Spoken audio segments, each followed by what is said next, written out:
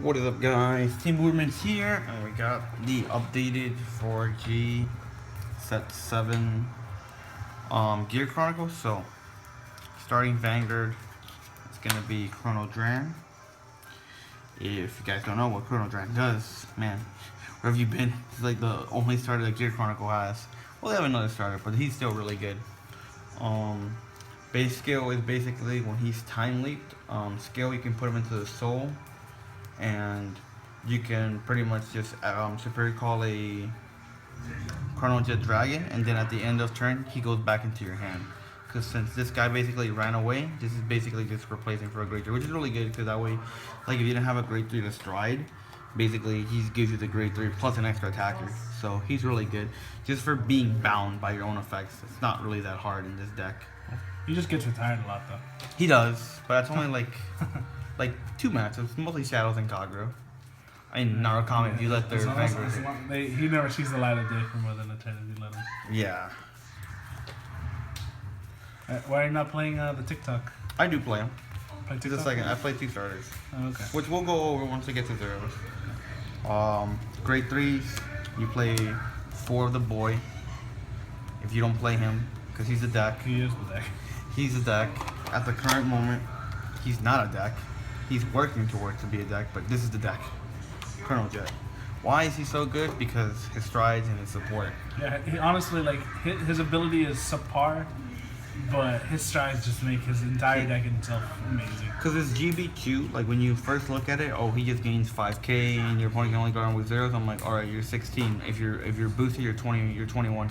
2 10s, 2 to pass, or now G guard, and that's 2 to pass or no pass. So, and then his on-stride ability is counted by 1, and you put a unit to the bottom of your pick a unit from your opponent's board and put it at the bottom of the deck. So, like at first he was whatever, but now with his support actually works really well because like you wouldn't think his GB2 would be that devastating until like the future support came out. Grade 3, we played 3 balls, or what our good friend Savine likes to call him. Where's my husband? Basically, when you stride, Cannon Blast 1, he goes to the bottom of your deck and you search for Chronojet. So that way you make sure you have Chronojet out as your Vanguard. Why doesn't every clan have a copy of this card? I don't know why. Like, every clan should have this, like friggin' one for Altmile, one for Asha. Because he has a rearguard ability too that's actually really good. Yes, his rearguard ability is basically when he hits Counter Blast 1 and you spin your opponent's like grade 2 or lower. So it's really good. And I like his design, I like the guns. I'm just saying, like, why doesn't every stride bearer or whatever, every clan should have one. The royal one, if he hits Counter Blast 1, call a grade 2. Yeah, man, no it works. But nope, they don't want to give it to us. And then the new guy from G Set 7, he's basically like the only card we run from the new set. I like that card. He's really good. You don't play his ultimate break ability, you play his rear guard ability, which is basically when he's called to rear, Soul Blast 1 and he becomes a grade 0. So basically when you're going to do your time leap shenanigans, he becomes a grade 1. Yep.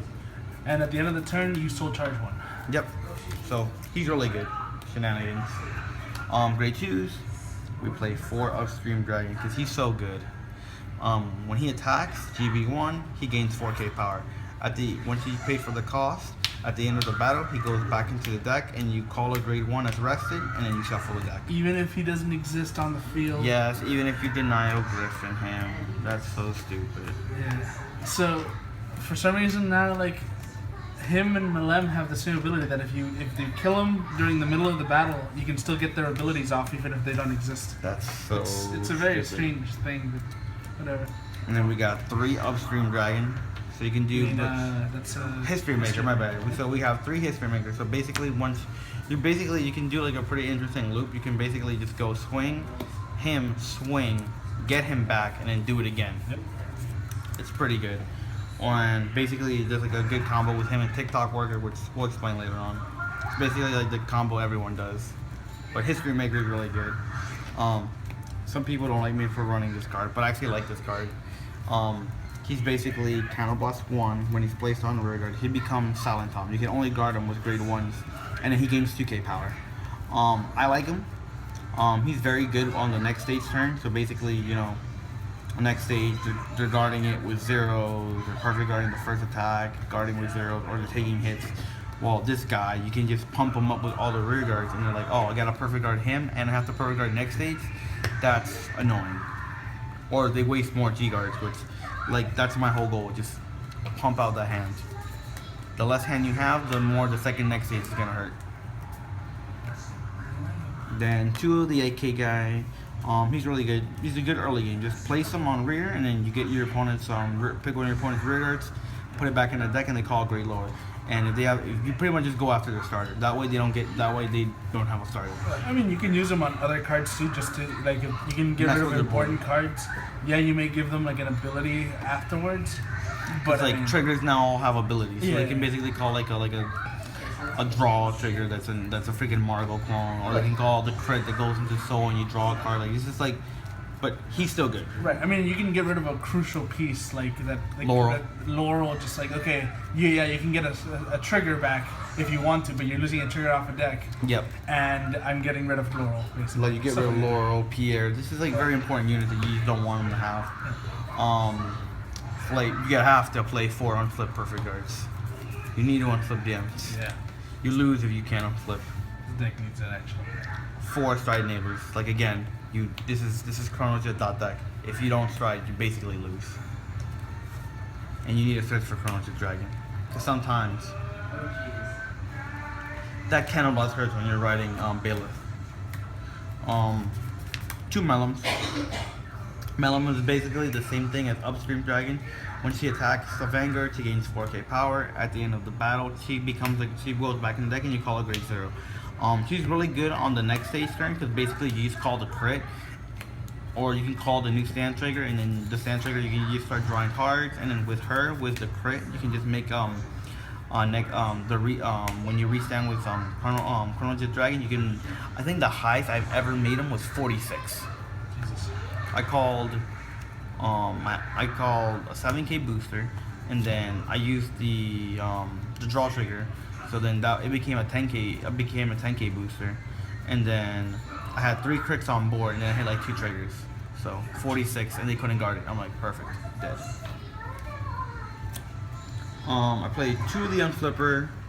Basically, when he's on board, GB1, if you have a Chronojet Vanguard, when the unit's put in the bottom of your opponent's deck, unflip a damage, or countercharge 1. He's okay. I'd rather play that grade 2, the grade 1 that when he's spun or when he's binded, the unit when he's on the field, the unit that's called from time leap, it gains 5k power. I really like that.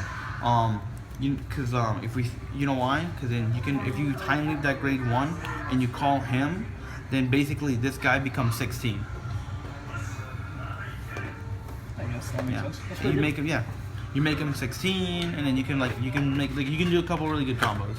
So you can basically just pump up all the triggers over there, and that's more guard from your opponent. That's why I found that grade 1 to be very interesting.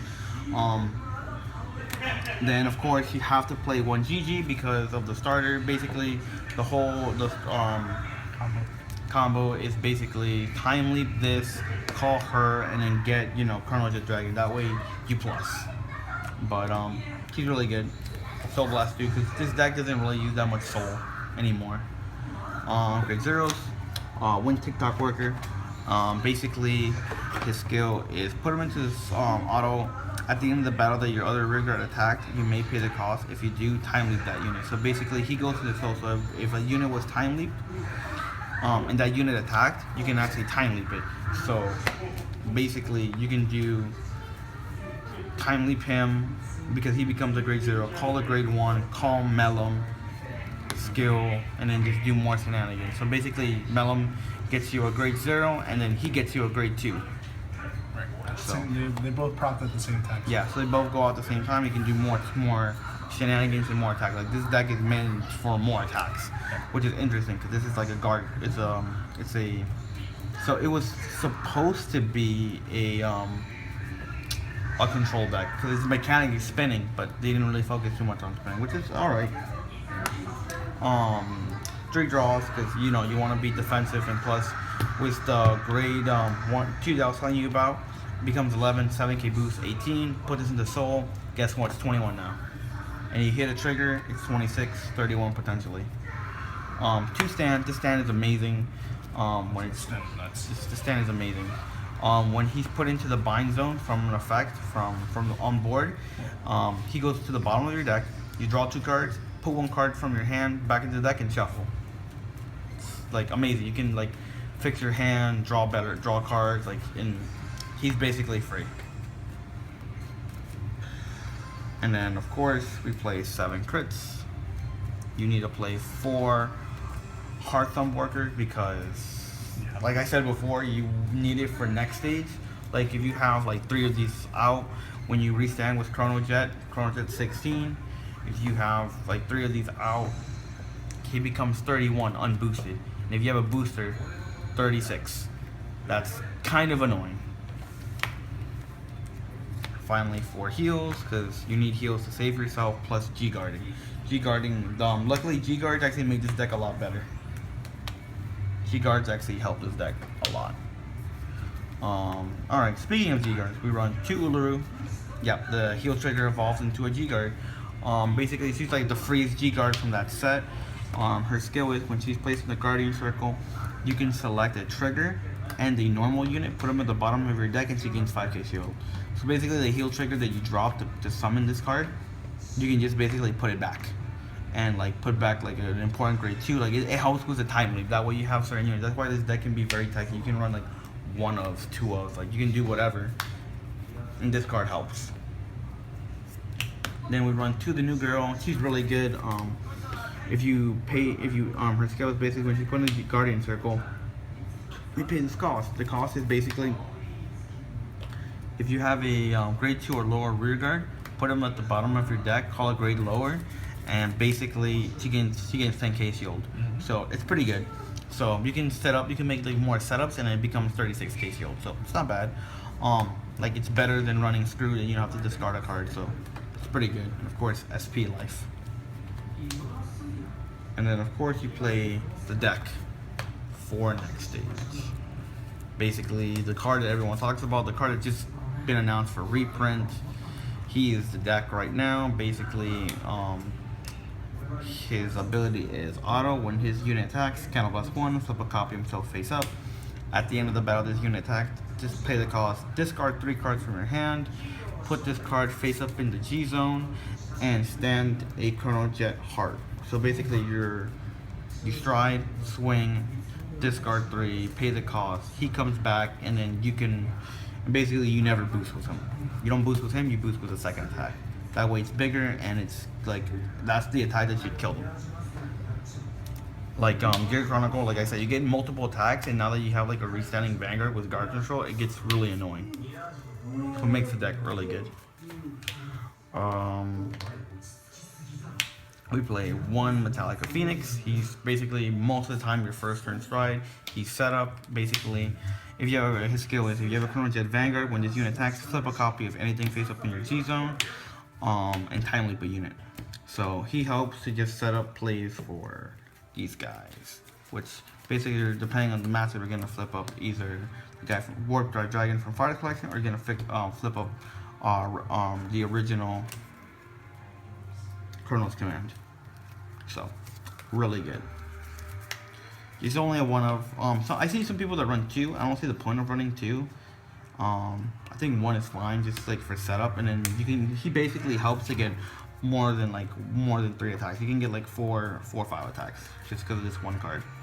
It's really good. Speaking of setup, we're playing 1 original Chronos Command. You're never gonna stride into this card, but if you want to know what he does, if he hits, counter blast 2, so blast 1, and I think discard a card. And basically, you wipe out your opponent's entire board. It goes all to the bottom of the deck, so all their cards go to the bottom. So if it's like Royals and Aqua Force, cool, they just cry. Basically, you're never gonna pay his cost because you're gonna flip him up with him. You know why you play him? Because you play the guy from the last Fire Collection, Revolution.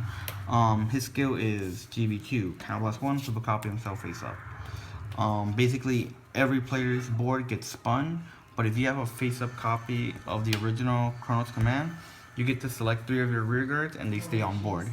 So this deck like time leaps, and you just make like an imaginary field, So basically, you should only have like maybe like 2 or 3 units out, which works well with this combo with him. So that way, you pretty much just all you're doing is just paying counterblast 1 to wipe out your opponent's entire board.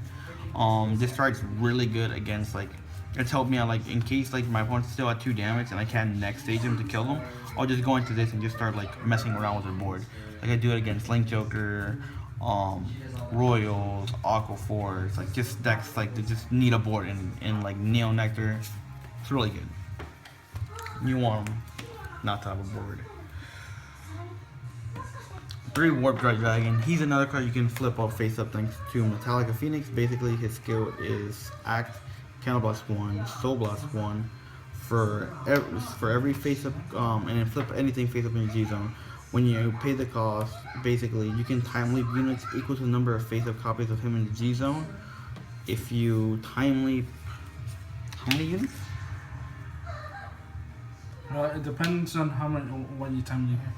You time leap 1 for every face up copy of him. Yes. And for every unit that is time leaped, you choose one of your opponent's units with the same grade. And then they go to the bottom. As the number of time leaped units, and they go to the bottom. So he's really good. He messes with your opponent's board, and of course you get, you fix your board. So basically, since he's an active ability, you can just call like triggers, like the stand trigger, like you can just call triggers, and it basically becomes like actual real rear guards. And then if you call Mellum and Upstream, you can basically get like more shenanigans to go off. So he's really good. You could play 4, but I think 3 is fine. Then finally we play 1 Colossus. He's won me like 3 games. He's really good for a rare. He's basically, when he attacks, Counterblast 1, pick a unit from your board, put him at the bottom of your deck, and then your opponent cannot guard with the same grid as the unit that you put at the bottom of your deck. Why is that good? Because basically, if you know your opponent has no perfect guard, you can just basically put a grade 1 you have on your board, put it at the bottom of your deck. Or if you still have your starter out and you know your opponent like only has perfect guards, cool. You go into him and then like they have to waste zeros to guard this. So he's pretty interesting. But that's basically it, guys. That pretty much hasn't changed that much. Hopefully it changes with the extra booster. It looks like next Chronojet's getting a new form. It's gonna be pretty cool. Deck's gonna be stay meta. It's pretty much the main character deck. It's Gear Chronicle, guys. It's pretty fun to play. But it's Team Movements, guys, and we're signing off. Whoa.